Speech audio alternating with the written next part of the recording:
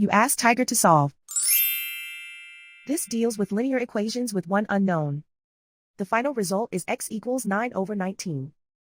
Let's solve it step by step. Simplify the expression. Group like terms. Simplify the arithmetic. Group like terms. Simplify the arithmetic. Group all constants on the right side of the equation. Add 5 to both sides.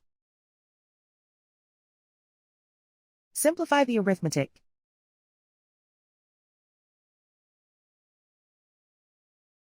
Isolate the x. Divide both sides by 19.